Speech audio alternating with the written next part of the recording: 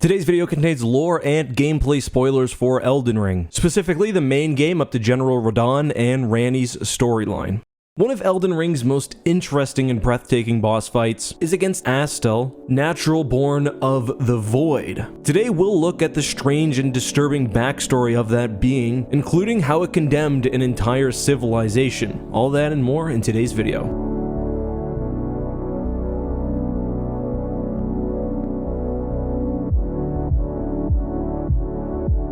Hey guys, this is Eckhart Slaughter. Hello and welcome to another video. This is my first time ever covering Elden Ring on the channel. It's a bit of a departure, but I hope you guys enjoy it. Some context for today's video though. Elden Ring is a massive game. I'm the better part of 80 hours in and I've only scratched the surface. That's not only true for gameplay, but especially for lore. FromSoft games teach about the universe largely through things like item descriptions or NPC dialogue. So for this game especially, given that it is so large, it's going to take the community a long time to piece together all of the secrets. Years, in fact. Today, however, I'm going to be focusing on one particular aspect of the lore, and that is, as mentioned in the intro, Astel, Naturalborn of the Void. Now, while it will be making some assumptions here and making some connections that aren't explicitly laid out, there's also a very interesting concrete story within the game. I'll try to make it clear where I'm explicitly relying on sources versus where I'm putting my own interpretation on things. This is going to be a long video, and I want it to be accessible to everyone, whether you've played not only the boss, but the game in general, but I also want to make sure I'm delivering a lot of really interesting information. So I'm going to split this video up into several sections, including the lead up to the boss,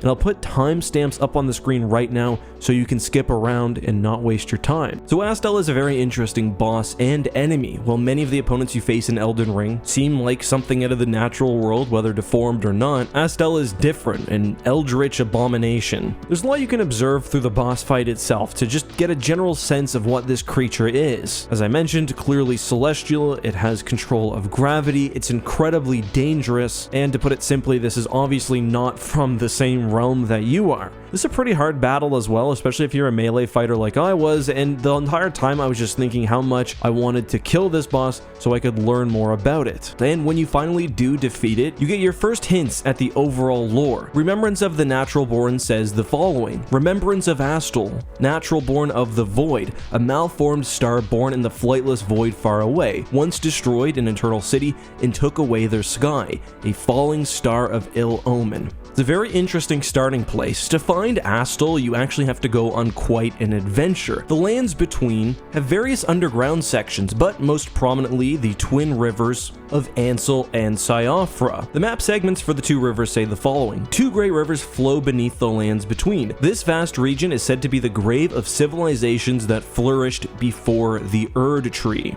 And, true enough, both regions are home to lost cities. Astel has Nokstella, Eternal City, while Siofra has Nokron, Eternal City. An interesting point of discussion is the relationship between Nokron and Nokstella. Obviously, they share the Nok prefix, and they're both either named as parts of an Eternal City or examples of an Eternal City. Again, look, it says Nokron, Eternal City. Based on the fact that they're largely inhabited by the same enemies and that their architecture is the same, it's not super important. They're obviously of the same civilization either way, and that's important because this civilization did something to bring down Astel upon them and bring their doom as well. I'll come back to this in a minute, but the journey to Astel is very interesting and one that I was actually a little bit disturbed by. You start off going into the underground sections, which are beautiful but in a way quite frightening. You reach Astel by progressing through the Astel River, and one thing that I noticed immediately was how it seemed like nature was being deformed or corrupted. It starts off with these ants. Of course, they're not normal ants, they're gigantic, they collect human corpses for their nests. Some even have massive deformed heads which they can use as shields. But what's more, within the Astel River is also a very strange creature, which I first assumed was a queen. This is the malformed star, and it looks like a smaller version of Astel. Anyway, you continue deeper and deeper into this cave system. Eventually, if you're following Ranni's questline, you'll encounter the Eternal City of Nokron.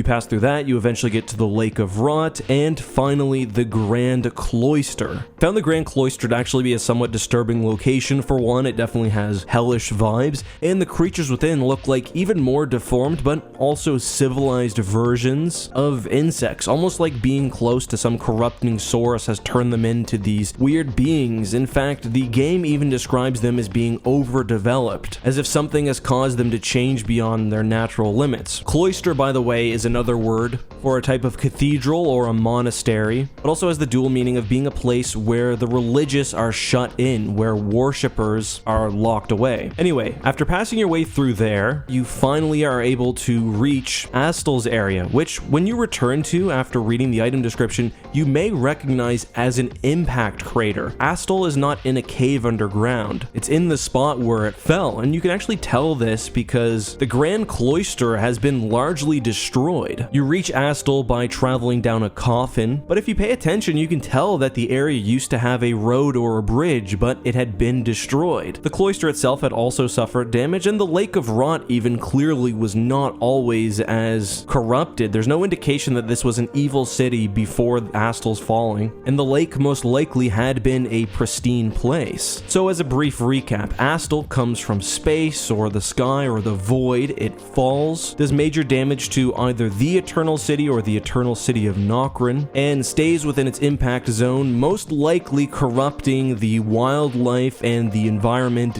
especially in the proximate area, but its effects can be felt for some distance. But what were the Eternal Cities, and why did they suffer these fates? Well, the game gives us some hints about their fate and also tells us a few things outright. So the Eternal Cities are inhabited by several different creatures aside from the ants. We also see the cities, but especially the surrounding rivers, inhabited by these strange stone soldiers. Now these guys are very interesting. If you defeat a mini-boss version of one known as the Alabaster Lord, you get his sword, which says the following: the Alabaster Lord's sword is a weapon unique to the Alabaster Lords, a race of ancients with skin of stone who were said to have risen to life when a meteor struck long ago. So these were obviously not the original inhabitants of the Eternal City. Instead, these were beings which popped up after Astel did. Interestingly, the Lord's sword has gravity manipulation powers, as does Astel itself, so there's a very obvious connection there. Within the city, there are also small skeleton-like mobs, and based on some pickups, it seems like they're basically remnants of the former inhabitants. But both Eternal Cities also have Nox soldiers. Now, I believe that these were the original inhabitants of the city, not necessarily humans, but some ancient civilization. It's pretty obvious not only from their item descriptions, which I'll read in a second, but also their names. The two cities have the Nock prefix, and these guys are called the Nox. Anyway, if you pick up armor from the swordstress, it says the following: long ago, the Nox invoked the ire of the greater will and were banished deep underground. Now they live under a false night sky,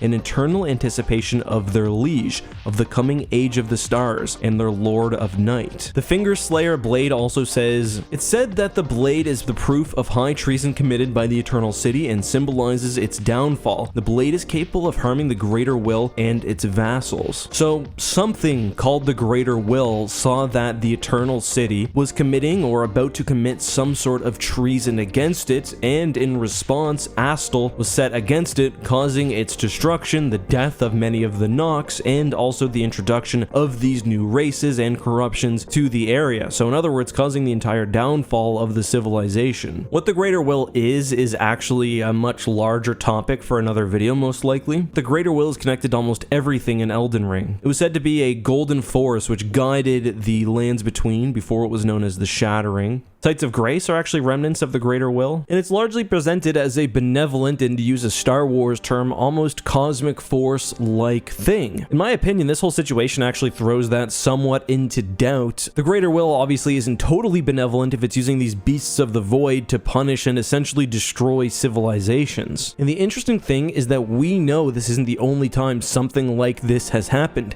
It seems like these creatures from space or from the void have been set upon the lands between several times. There's plenty of evidence of this. For example, gravity stone chunks are said to come from asteroids, and they're present all over the lands between. Not only that, but specific weapons, including the meteoric aura blade, are designed specifically to fight creatures from fallen stars. And there's several other falling star beasts which can be found across the land, including a fully grown version at the top of Mount Gelmer. So for some reason, some force, whether it's the Great Will or something else, is allowing these beasts, these creatures from the void, to assail the world. It seems like Astel was one of those beasts, and specifically was responsible, largely at least, for the destruction of the Eternal City. Now obviously the Eternal City isn't totally destroyed. It's a little unclear to me what exactly happened. It's possible the Eternal City actually received two punishments. The Nox Sortress armor actually refers to the fact that the Nox invoked the ire of the Greater Will and were banished deep underground. As I quoted earlier, living under a false night sky in eternal anticipation of their liege, of the coming age of the stars and the Lord of the Night. It's unclear to me whether this is the same event that precipitated the attack or whether they were struck down by the Greater Will on two separate occasions, which is possible. The most obvious question thus is, well, what did they do? And that's an interesting question. It could have to do with the worship of Mohg, Lord of the Blood. We can of course see his palace from inside the Eternal City of Nokron, but there also seems to be some indication that it's related to the Nox's use of mimicry. Whether that's related to Mohg or not, I'm not sure, but when you get the Mimic Tear's ashes, there's the following quote: "Mimic Tears are the result of an attempt by the Eternal City to forge a lord." Similarly, Silver Tear husks, which are somewhat related to mimicry, are described as making mockery of life. So essentially it seems like the Greater Will took offense to the Eternal City trying to make its own lord through these unnatural means. So yeah, there's a lot. There are some other details too which either reinforce or give more detail to some of the things I've mentioned throughout this video. For example, the Wing of Astel just confirms again that Astel did in fact attack what it calls the Eternal City. But there are also a lot of questions. I think the chief one has to be, what is the true nature of the Great Will? It's clearly not simply this benevolent force that it's sometimes described as. Also, what's the true nature of the Eternal City, the Nox? Are they still around? Are there more Nox than what we see? How many of them were wiped out? And was it one event or two that moved them to the present state that they're in now? The final thing I want to mention is General Radahn. General Radahn is not a bad guy. By the time you face off against him in the game, he's been infected by Scarlet Rot, which explains his behavior. But unsurprisingly, given his name, Star Scourge, we see by the time Radahn dies that he'd been holding back a meteorite from hitting the lands between. What's also very interesting is that that meteorite actually hits the spot of the Eternal City. Not the same place where Astel hit, but it's still very, very strange and interesting. We do see the gravitational powers in effect again, so that's something that I'm wondering about and maybe we'll learn more about as we dive deeper into the game. But guys, that's all for today. I hope you enjoyed this video. If you did, make sure to leave a like, and I will dive more into Elden Ring lore in the future. Is there an aspect of the lore you'd like me to examine in particular? Let me know that and more down below. Till next time guys, be safe, have a good one, and may the Force be with you.